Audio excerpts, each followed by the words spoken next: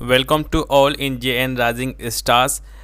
जैसे कि आप लोग देख पा रहे हैं कि ये चैप्टर जो आपका रहेगा क्लास 9th का सब्जेक्ट साइंस एंड एक मिनट ज़रा मैं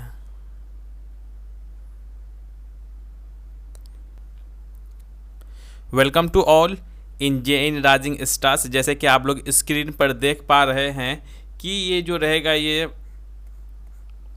लेक्चर फर्स्ट है, ये महा एनालिसिस है। आज हम लोग क्लास 9th का सब्जेक्ट साइंस को हम लोग क्वेश्चन टाइप जो रहेगा वो एमसीक्यूज रहेगा कि आपका जो एग्ज़ाम्स होने वाले हैं, इवन कि जहाँ तक कि सीबीएसई ने नोटिस तो जारी कर दिया है 9th वालों के लिए, बल्कि स्कूल वालों ने ही अक्टूबर के ही मंथ से ही आपका जो एग्ज़ाम्स हैं वो शुरू हैं। सो गाइस, आपको बहुत सीरियस रहना यहाँ पर।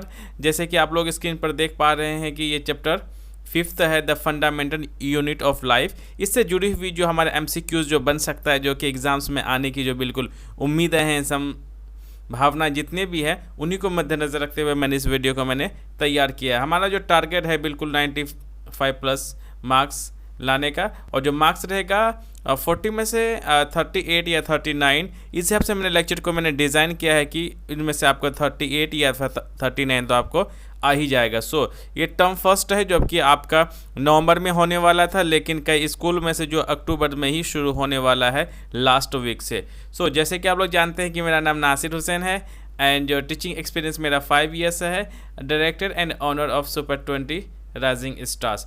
अब हम लोग जो है अपना सवाल शुरू करते हैं। ओके, जैसे कि आप लोग स्क्रीन पर देख पा रहे हैं कि जो पहला जो सवाल यहाँ पर ये लिखा हुआ है, फाइंड आउट द सेंटेंस, कि हमें इसमें से एक सेंटेंस ऐसा निकालना है जो कि फॉल्स स्टेटमेंट है। कैसा है सेंटेंस है? फॉल्स है। Nucleus is involve with the formation of lysosomes. कहता है जो न्यूक्लियस जो है वो लाइजोसोम्स को बनाने के लिए इन्वॉल्व है। ऑप्शन ए। ऑप्शन बी में ये कह रहा है कि जो आपका जो न्यूक्लियस है, न्यूक्लियस, माइटोकॉन्ड्रिया एंड प्लास्टिड, इसके पास क्या है? डीएनए होती है, और ये जो है अपना प्रोटीन स्ट्रक्चर बनाने में क्या है? सक्षम है। या फिर ये जो आपका न्यूक्लियस, माइटोकॉन्ड्रिया और प्लास्टिड जो है ना, उसकी जो अपनी डीएनए होती है वो अपना खुद का देयर ऑन स्ट्रक्चरल प्रोटीन से अपना खुद ही प्रोटीन क्या करते हैं? बनाते हैं। ऑप्शन सी, माइटोकॉन्ड्रिया जो है is said to be the power house of the cell of this cell as ATP. कहता है माइटोकॉन्ड्रिया जो है वो power house of the cell कहलाता है। एज एटीपी का मतलब होता है एडिनोसिन ट्राइफॉस्फेट। चलिए, आपको एक जगह क्या हुआ था कि एटीपी का है ना फुल फॉर्म ही पूछ लिया था, एटीपी का है ना। आप लिख लीजिए एटीपी का फुल फॉर्म, मैं फिर बता इसका क्या है। एडिनोसिन ट्राइफॉस्फेट, हमारे पास में इसका ये है फुल फॉर्म है। Generate in them and D is the cytoplasm is called the protoplasm. So इसका जो सही आंसर होगा वो आपका कौन सा हो जाएगा? न्यूक्लियस। मतलब option A is the right answer, क्योंकि जो न्यूक्लियस जो होता है वो कभी भी लाइसोसोम्स को बनाने के लिए, फॉर्मेशन करने के लिए कभी भी इन्वॉल्व नहीं होता है। अब हम लोग देख लेते हैं क्वेश्चन नंबर 2 को। क्वेश्चन नंबर 2 को जैसे आप लोग स्क्रीन पर देख पा रहे हैं कि यहाँ पर बोला गया है कि cell organelles involve for forming complex sugar from simple sugar. कहता है इसमें कौन सा सेल ऑर्गेनेल है जो कि सिंपल शुगर से कॉम्प्लेक्स शुगर बना लेता है। क्या इनमें से एंडोप्लाज्मिक रेटिकुलम है, B ribosomes, plastids, C and D is the Golgi apparatus. तो इसमें से जो आपका आंसर जो है वो रहेगा आपका option D is the right answer, वो है आपका गोल्गी एपारेटस। अब हम लोग आगे की तरफ देख लेते हैं। क्वेश्चन जो नेक्स्ट क्वेश्चन रहेगा हमारा वो है क्वेश्चन 3। चलिए क्वेश्चन 4 वो देख लेते हैं, है ना। एक क्वेश्चन इसमें से मिसिंग है, आगे हम लोग देख लेते हैं। Amoeba acquires its food through a process. कहता है जो अमीबा जो आपका माइक्रो ऑर्गेनिज्म है, और अमीबा के बारे में और एक बार मैं बता देता हूँ कि यह सिंगल सेल्ड ऑर्गेनिज्म है, एक ऐसा ऑर्गेनिज्म है जो कि सिंगल सेल का बना हुआ है। आपका ये एमसीक्यूज में पूछा जा सकता है कि कोई आपका 4 ऑप्शन देगा, उसमें से बोलेगा कि अमीबा जो कौन सा है, सेलुलर है या मल्टी सेलुलर है, या फिर आपका पूछा सकता है कि वो multicellular as well as unicellular है। इस तरह के आप में से पूछा जा सकता है, या फिर इनमें से कोई नहीं, नन ऑफ दिस। तो याद रखिएगा जो आपका अमीबा है वो सिंगल सेलुलर ऑर्गेनिज्म है। चलिए, अमीबा जो है अपना फूड जो है कौन सा प्रोसेस से लेता है, टर्म उस जो अपना खाना जो वो लेता है, तो उस प्रोसेस को जो किस टर्म से दिया गया है। Option A exocytosis, B endocytosis, option C plasmolysis, option D exocytosis and endocytosis both. इसमें से कौन सा ऑप्शन सही होगा? So option is the B is the right answer. इसको बोलते हैं हम लोग कौन सा? इंडोसाइटोसिस। जो अमीबा है वो अपना खाना जो जिस प्रोसेस से लेता है उस प्रोसेस का नाम है क्या? इंडोसाइटोसिस। लेकिन हाँ, आप इस बात को और एक बात अमीबा से जुड़ी हुई रखिए, बात की ये जो अपना जो खाना जो लेता है, जो कैच करता है, वो अपना खाना एक फिंगर लाइक स्ट्रक्चर है ना, ऐसे वो बना करके क्या कर लेता है, वो लेता है। उसको हम लोग बोलते हैं वो जो अपना खाना जो लेता है उसको हम लोग बोलते हैं साइटोप्लाज्म, है ना। आगे बढ़ते हैं अब। ऑप्शन डी, सॉरी मतलब question number D. Question number D कह रहा है cell wall of which one of this is not made of cellulose. कहता है जो सेल वॉल जो होता है किसमें? सेल में जो होता है उसमें से which of this not made of cellulose, जो कि इनमें से आपका 4 ऑप्शन है, इनमें से क्या नहीं बनाता? सेलुलोज नहीं बनाता है। जैसे कि bacteria, option A, B hydrilla, C mango tree and D cactus. तो इसमें से जो आपका जो सही आंसर है वो आपका ए जो बैक्टीरिया है। बैक्टीरिया में क्या होता है कि इसमें तो cell wall first of all होता नहीं है। देखिए याद रखिएगा, सेल वॉल जो होता है ना वो प्लांट्स में पाया जाता है ना। ऑप्शन भी देख के समझ सकते हैं, क्योंकि जो बैक्टीरिया है माइक्रो ऑर्गेनिज्म तो है, लेकिन वो क्या है आपका प्लांट सेल नहीं है। जो सेल वॉल है डायरेक्टली बात किस में होता है? ये प्लांट सेल के अंदर में पाया जाता है। सो आपको देखने से पहले पता चल गया यार यहाँ पे सेल वॉल की बात कर रही है। बैक्टीरिया क्या है? एक एनिमल में से आता है भैया, तो यही ऑप्शन तो होगा नहीं, बाकी सब के सब क्या होते हैं? प्लांट्स में आता है। इसीलिए option A is the right answer. आगे हम लोग अब बढ़ जाते हैं क्वेश्चन नंबर 6। क्वेश्चन नंबर 6 में बोला गया है कि जो among the following statements which one of is incorrect. कहता है कि यहाँ पे जो 4 स्टेटमेंट्स दिया गया है इनमें से एक क्या है? गलत है। हमें उन गलत को ढूंढना है, बाकी इनमें 3 सही है। सो पहला, Golgi apparatus is involved with formation of lysosomes. जो गोल्गी अपैरेटस है वो इन्वॉल्व है किसको? लाइसोसोम्स बनाने के लिए। Option B, nucleus, mitochondria and plastids have DNA, hence they are able to make their own structural proteins। अभी हमने सेम चीज़ों का भी हमने इससे पहले हमने देख लिया था कि न्यूक्लियस हो गया, माइटोकॉन्ड्रिया हो गया और प्लास्टिड हो गया, उसके पास डीएनए खुद का होता है, और ये अपना जो प्रोटीन स्ट्रक्चर बनाने के लिए खुद क्या तैयार होता है? वो अपना प्रोटीन स्ट्रक्चर न्यूक्लियस, माइटोकॉन्ड्रिया और प्लास्टिड्स क्या होते हैं? खुद बना लेते हैं। ऑप्शन सी, जो लाइसोसोम्स होते हैं उसको हम लोग सुसाइड बैग्स कहते हैं, as they eat up their own cell. इसलिए हम लोग सुसाइडल बैग कहते हैं लाइसोसोम्स को, क्योंकि उसमें जो भी वेस्ट वगैरह होता है वो वेस्ट खुद लाइसोसोम्स के अंदर में ऐसी मतलब तकनीक बनी हुई है जो कि वो अपना सेल को खुद ब खुद खा जाता है। मतलब कि वेस्टेज होता है ना, वे वेस्ट चीज़ होती हैं। और सेलुलोज जो लाइसोसोम्स जो सुसाइड बैग में जैसे ही वो खाना मतलब वेस्ट वगैरह जाता है, ये लाइसोसोम्स क्या करते हैं? उसको खा जाता है ना। इसके अंदर में क्या होता है? बहुत सारे लाइसोसोम्स के अंदर में बहुत सारे बैक्टीरिया वगैरह प्रेजेंट होता है, जो कि वेस्ट वगैरह होता है, जैसे वो सुसाइड बैग में जाता है वहाँ पे अपने आप क्या जाता है? ये लाइसोसोम्स खा लेते हैं। Next, D cytoplasm is called known as protoplasm. जो साइटोप्लाज्म उसी को हम लोग क्या कहते हैं?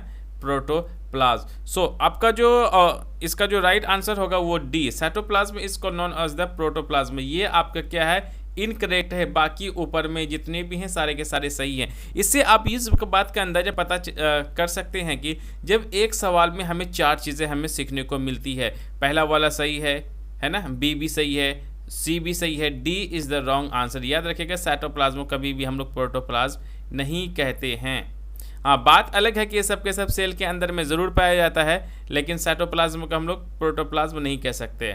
सो आपका कौन सा है, D is the right answer. याद रखिएगा इसमें से इनकरेक्ट वाला पूछा है। अब हम लोग देख लेते हैं next question, question number 7। In a test, कहता है एक टेस्ट में a teacher collected answers written by 4 students as the definition of osmosis. याद रखिएगा, है ना। एक टेस्ट में क्या हो गया, जो टीचर जो है ना वो कलेक्ट किया 4 बच्चों का जो आंसर्स हैं, रिटर्न आंसर्स, उसको उसने कलेक्ट किया और डेफिनेशन के साथ, किसका, ऑस्मोसिस का डेफिनेशन के साथ। मतलब क्या, ऑस्मोसिस का ही टीचर ने टेस्ट लिया।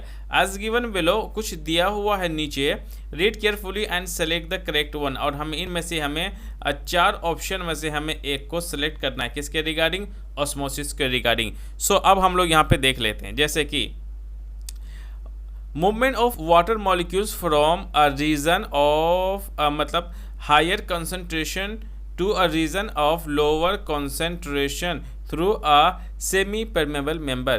कहता है कि जो हाई कंसंट्रेशन का मतलब होता है मूवमेंट ऑफ वाटर। याद रखिए क्या, मैं मान लेता हूँ यहाँ पे 2 पानी का क्या है, मतलब टंकी भरा हुआ है ना, और 2 बराबर का टंकी भरा हुआ है। एक में पानी बिल्कुल फुल है, एक में थोड़ा सा पानी है। जब हमने पाइप लगा दिया एक इसके बीच में, तो जिस टंकी में ज़्यादा पानी हो वो कम की तरफ आ जाएगा। सो जिस टंकी में ज़्यादा पानी होगा तो हम लोग बोलेंगे कि इस टंकी का कंसंट्रेशन हाई है, और इस टंकी में पानी कम है। जब पानी इस पाइप के थ्रू से जब फ्लो होगा, जब इस टंकी में आएगा जिसमें पानी कम है, तो हम लोग बोलेंगे इसमें क्या, लो कंसंट्रेशन ऑफ वाटर। आई बात समझ में, सेम चीज़ कहता है कि मूवमेंट ऑफ वाटर का मूवमेंट जो है कहाँ से, higher concentration to lower concentration through semipermeable membrane. Semipermeable membrane का मतलब यूँ समझ लीजिए कि ये जो पाइप को है ना, सेमी परमेबल मतलब समझिए कि थोड़ा सा ना ऐसे मतलब झिल्लियाँ होंगी टाइप का, थोड़ा सा छेददार होंगे, है ना, इसमें थोड़ा थोड़ा पानी पास हो सकता है। B, movement of solvent molecules from its higher concentration to lower concentration. मतलब जो सॉल्वेंट का जो क्या है, मूवमेंट है, सॉल्वेंट मॉलिक्यूल्स का मतलब वो हो जाएगा कि देखिए यहाँ पर मूवमेंट ऑफ वाटर बोला है, तो वाटर के साथ साथ उस खाने में जो भी जो ऑस्मोसिस में जो भी ट्रैवल करेगा एक जगह से दूसरी जगह, एक तो उसमें पानी होगा, दूसरे क्या, खाने पीने की चीज़ें होंगी। तो हमें वो देखना है कि उसमें ज़्यादा किस चीज़ का अमाउंट है, पानी का है या फिर दूसरे मटेरियल है जो कि हम लोग खाने में खाते हैं, उसी को सॉल्वेंट बोलता है। सो इसीलिए जो सॉल्वेंट का जो मॉलिक्यूल्स है वो ज़्यादा क्या करेगा, हायर कॉन्सेंट्रेशन से लोअर कॉन्सेंट्रेशन की तरफ क्या करेगा, फ्लो कर जाएगा, मूव कर जाएगा। See, movement of solvent molecules from higher concentration to lower solution बोला है ना, higher concentration to lower solution through permeable membrane. Permeable membrane का मतलब यूज समझ लीजिए कि एक ना ऐसे ना क्या, तो पर्दे टाइप का, जैसे कि हम लोग कर्टन घर में यूज़ वगैरह करते हैं ना दरवाजे में, क्या होता है कि ज़रा सा आप इधर से फूंक मारोगे थोड़ा सा, तो इधर से हल्की हल्की हवाएं क्या हो जाएगी, पास कर जाएंगे। अरे सबसे अच्छा आज के टाइम में क्या, तो मास्क होता है ना, मास्क जब भी हम लोग बाहर के जो हवा जो बाहर अंदर की तरफ लेते हैं, तो बोलते हैं ना कोविड की वजह से जो भी जो इम्प्योरिटीज़ जो चीज़ें होती हैं वो हमारे सांस के अंदर नहीं आता, बिल्कुल हम लोग क्या लेते हैं, प्योर हवा अंदर में लेते हैं। लेकिन ऐसा होता है नहीं, तो क्या होता है, हमारे मास्क के अंदर में जो कपड़ा वगैरह होता है ना, वो कोरोना वायरस को लोग क्या बोलते हैं कि उसमें चिपक कर रह जाता है, हम सिर्फ हवा को अंदर ले पाते हैं। उसी जो मास्क का जो कपड़ा होता है ना, उसको हम लोग सेमी परमेबल मेम्ब्रेन की तरह हम लोग उसको समझ सकते हैं। सो अब ये आपके देख लेते हैं डी को, मूवमेंट ऑफ सॉल्यूट मॉलिक्यूल्स। मतलब सॉल्यूट मॉलिक्यूल्स का मतलब कि जो भी मटेरियल्स होगा, एक पानी होगा और दूसरी होगा उसमें कुछ मटेरियल वगैरह, ऑक्सीजन होगा, बाकी और सब चीज़ें उसमें मिली होंगी, तो उसको हम लोग क्या बोलते हैं, सॉल्यूट बोलते हैं, जिसका अमाउंट कम हो, पानी का हो या फिर दूसरे मटेरियल का होगा।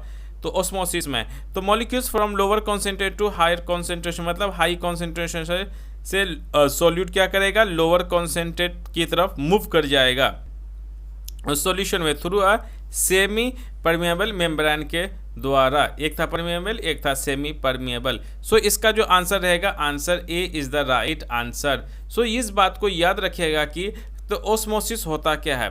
ओस्मोसिस इतना समझ, जैसे कि मैंने टंकी के बारे में बताया ना, सेम चीज़ ये होता है कि मतलब flow of water from high concentration, मतलब फ्लो ऑफ वाटर का मतलब क्या हो जाएगा, पानी जब तब ट्रैवल करेगा जिधर पानी का अमाउंट ज़्यादा होगा वो लोअर की तरफ अपनी आप क्या होगा, ट्रांसफर हो जाएगा। ये क्या होता है, सेल के अंदर में होता है ये सब सारे फंक्शंस। अब हम लोग नेक्स्ट क्वेश्चन को देख लेते हैं। चलिए क्वेश्चन नंबर 8 बोला है mitochondria are the site of respiration in the cell. कहता है माइटोकॉन्ड्रिया जो है कहाँ एक जगह होती है, एक साइट होती है रेस्पिरेशन ऑफ द सेल, ताकि कि सेल को क्या मिले, सांस मिल सके, उस सेल को क्या मिले, एनर्जी मिल सके। कहाँ से, माइटोकॉन्ड्रिया है ना, उस जगह पर सेल होते हैं। सेल को क्या मिलती है, बिल्कुल एक एनर्जी मिलती है, रेस्पिरेशन मिलती है, उसको ऑक्सीजन मिलता है। दे ऑक्सीडाइज कार्बोहाइड्रेट, और वो क्या करता है, जो आपका साइट का जो सेल होता है उसमें क्या होता है, ऑक्सीडाइज द हाइड्रोकार्बन के साथ ऑक्सीजन क्या कर जाता है, रिएक्शन कर देता है।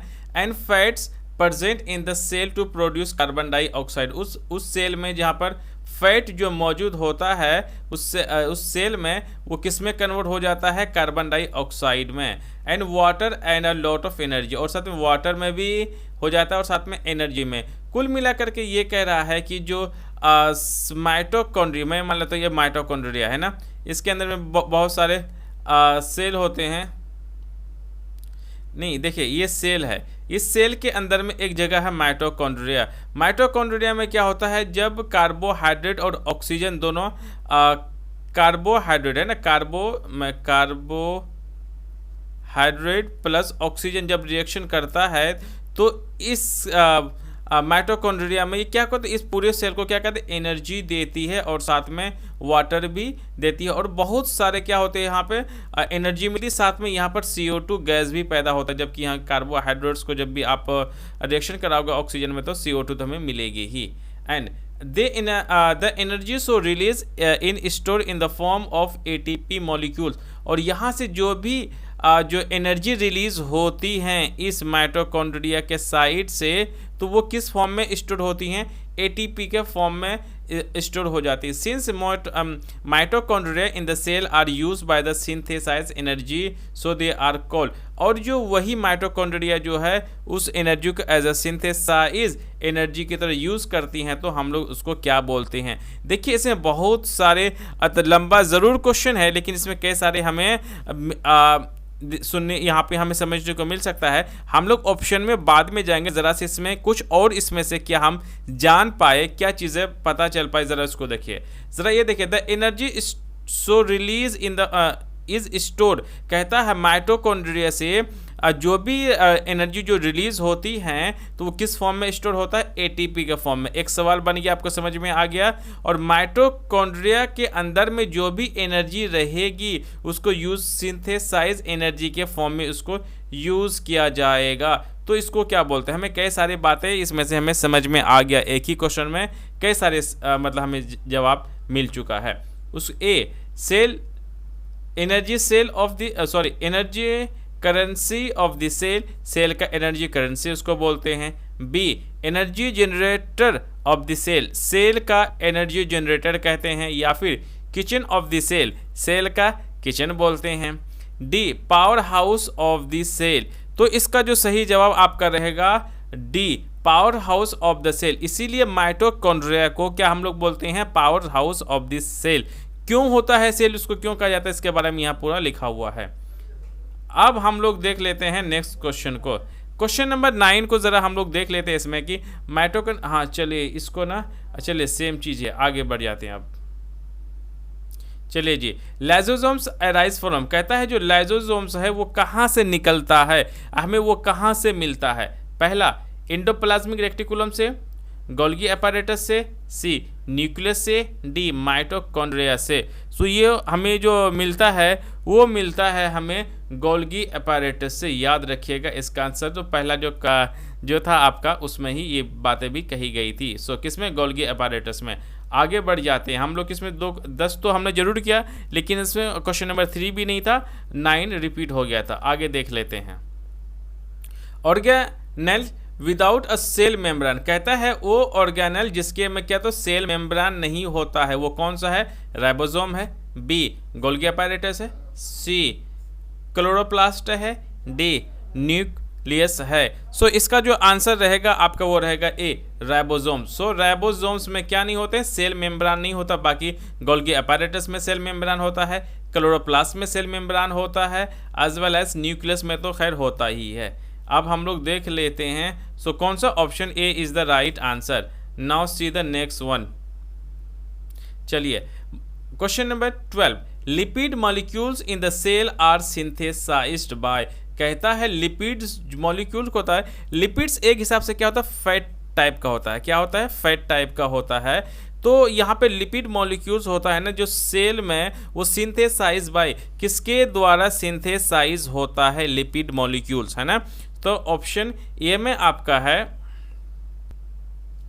Smooth endoplasmic reticulum, B rough endoplasmic reticulum, C Golgi apparatus, D plastids. So इसका जो सही आंसर है वो आपका ए है, स्मूथ एंडोप्लाज्मिक रेक्टिकुलम। आ रही बात समझ में? जो लिपिड मॉलिक्यूल्स होते हैं, सेल जो सिंथेसाइज किया जाता है किसके द्वारा? सिंथेसाइज का मतलब होता है उसको मतलब यूज़ करना, है ना, वो smooth endoplasmic reticulum. So guys thank you very much. मैंने यहाँ पे 10 क्वेश्चन कराए, बाकी का क्वेश्चन में बहुत जल्दी मैं आप लोगों के सामने में लेकर के हाजिर हो जाऊंगा। Thank you very much. Good night.